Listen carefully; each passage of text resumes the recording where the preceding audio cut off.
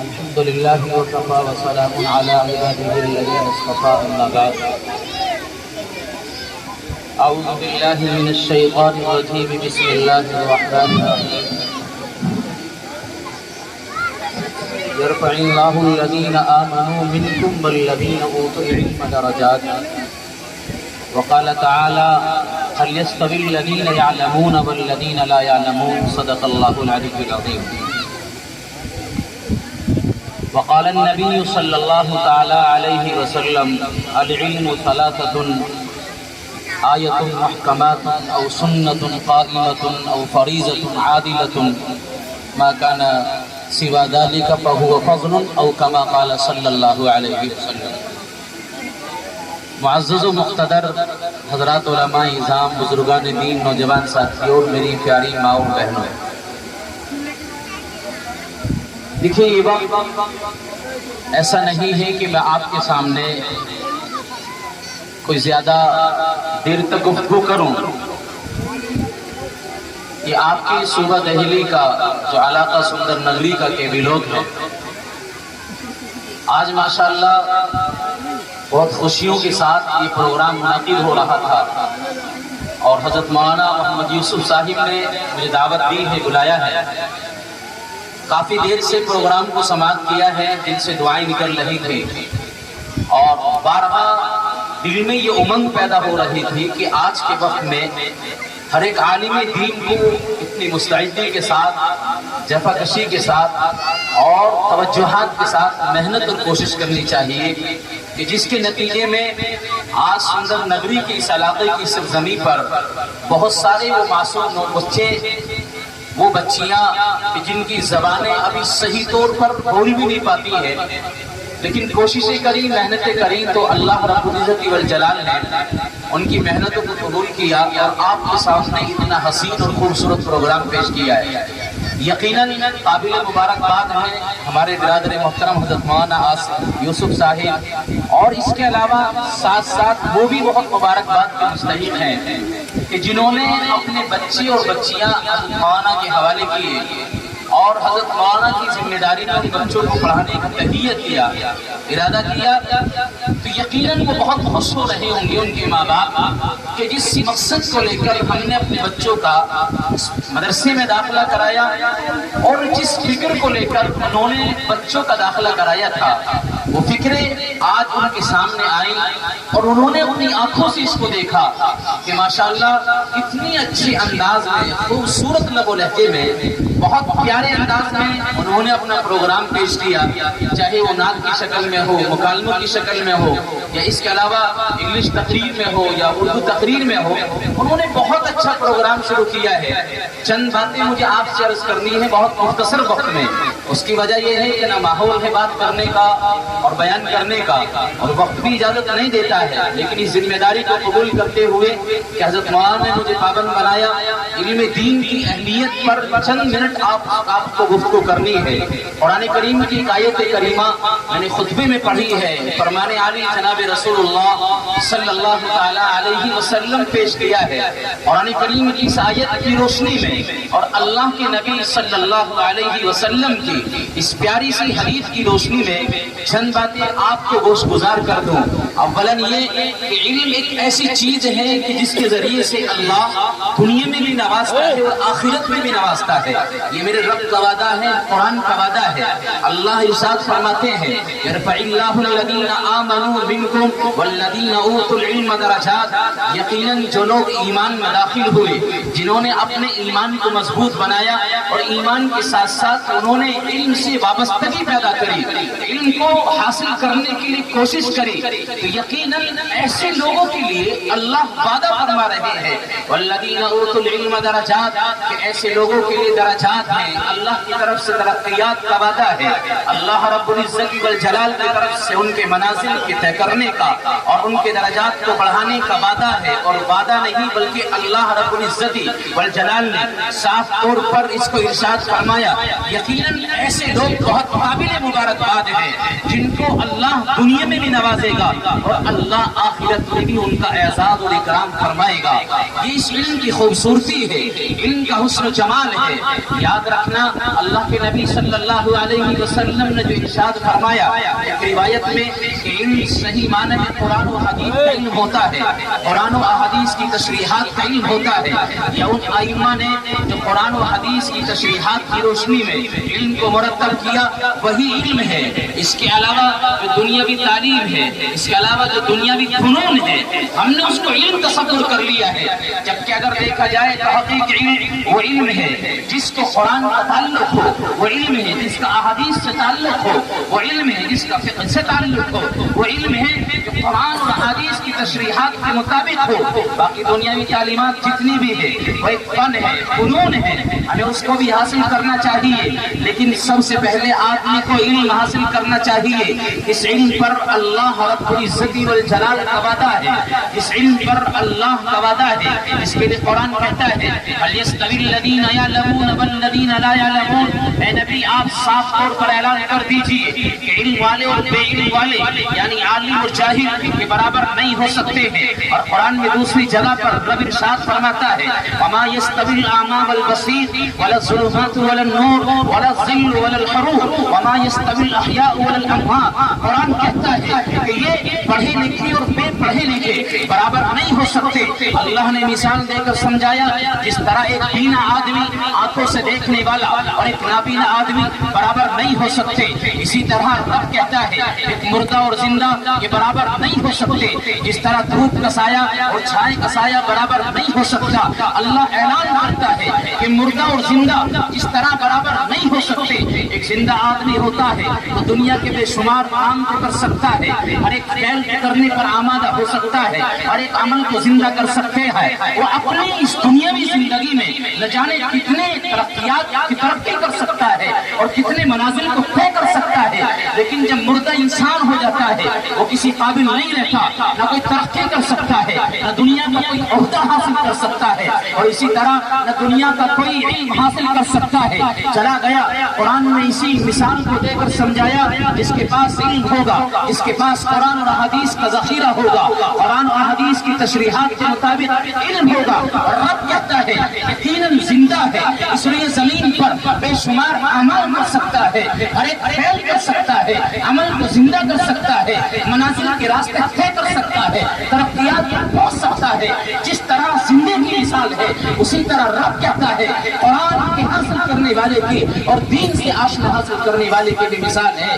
عزیزو یہ قرآن کا وعدہ ہے، اور اللہ رب العزت والجلال نے جو ارشاد فرمایا کہ یقیناً برابر نہیں ہو سکتے ہیں۔ اللہ کے یہاں درجات ہیں، اللہ علم والوں کو دنیا میں بھی نوازتا ہے، اور میرا رب آخرت میں اعزاز اور اکرام فرمائے گا ان علم والوں کا۔ احادیث اس کے اوپر گواہی دیتی ہے، قرآن نے اس کے اوپر گواہی دی ہے، لیکن آج ہم نے جس کو علم تصور کر لیا ہے اور ہم نے یہ سوچا ہے کہ دنیاوی تعلیمات حاصل کی جائے، انجینئر کا کورس کیا جائے، اس کے علاوہ دیگر دنیاوی تعلیم حاصل کی جائے، ہم نے فقط اسی کو علم جانا ہے، جبکہ حقیقت یہ ہے خالص یہ علم نہیں ہے، بلکہ علم وہ ہے جس کا قرآن سے واسطہ ہو، جس کا احادیث سے واسطہ ہو۔ تو یہ مدارس میں پڑھایا جانے والا علم، یہ وہ مکاتب جن میں یہ ایسا علم سکھایا جاتا ہے کہ جو قرآن اور احادیث کی روشنی میں سکھایا جاتا ہے، یقیناً علم ہے، اور اسی علم پر اللہ کے وعدے ہیں جس کے اوپر میرا رب کہتا ہے ارفع اللہ الذین آمنوا منکم والذین اوتوا العلم درجات۔ اللہ علم کے ذریعے سے ترقیات کو نوازتا ہے، اللہ درجات کو بلند کر دیتا ہے، اور اللہ آخرت میں ساتھ ساتھ جس طرح دنیا میں میرا رب اس کو ترقیات سے نواز رہا ہے، اللہ اس کو آخرت میں بھی اسی طرح نوازے گا۔ لیکن شرط یہ ہے کہ علم ہونا چاہیے، بغیر علم کے انسان زندگی نہیں گزار سکتا، گزر تو جائے گی لیکن شریعت کا جو موقف ہے، شریعت کا جو مطالبہ ہے، شریعت کا جو تقاضا ہے، اس کے مطابق انسان صحیح زندگی نہیں گزار سکتا جب تک علم سے محروم ہوگا۔ اسے علم نہیں ہوگا کہ پڑوسی کا حقوق کیا ہے، علم سے محروم ہے تو نہیں جانتا والدین کے حقوق کیا ہے، علم سے محروم ہے تو نہیں جانتا معاشرے کے آداب کیا ہے، اخلاق کے آداب کیا ہے، تعلیمات کے آداب کیا ہے، رہنے اور سلیقے کے آداب کیا ہے۔ یہ علم بتائے گا کہ ماں باپ کے ساتھ زندگی کس طرح گزارنی ہے، یہ علم بتائے گا اپنے بھائی کی قدر کس طرح کرنی ہے، یہ علم بتائے گا کہ اپنی والدین کے ساتھ کیا سلوک کرنا ہے۔ جب انسان علم حاصل کر لیتا ہے اور قرآن کو پڑھتا ہے تو قرآن کی آیتیں اس کو بتلاتی چلی جاتی ہے کہ معاشرے میں جائے تو اپنی نظروں کو نیچے رکھ کے چلنا، جب اپنے بھائی کے ساتھ گفتگو کرے تو نرم آواز کے ساتھ کرنا۔ قرآن سکھلائے گا جب ماں باپ سے گفتگو کرے تو نرم لہجے کے ساتھ بات کرنا، اف تک مت کرنا۔ یہ کہاں سے ملے گا میری پیاری ماؤں بہنوں اور میرے نوجوان ساتھیوں؟ یہ ملے گا آپ کو علم سے۔ علم کے بغیر انسان جاہل تو ہوتا ہی ہے۔ علم انسان کے لیے ایک ایسا زیور ہے کہ اگر انسان کے پاس علم آ جائے تو معاشرے میں نکھار پیدا کر دیتا ہے۔ یہ علم معاشرے میں زندگی گزارنے کا سلیقہ سکھاتا ہے۔ یہ علم انسان کو ترقیات سے بھی نوازتا ہے۔ لیکن اگر علم نہیں ہے تو زندگیاں جانوروں کی طرح گزر جائیں گی۔ ایک چوپائی میں ایک انسان میں کوئی فرق نہیں ہوگا۔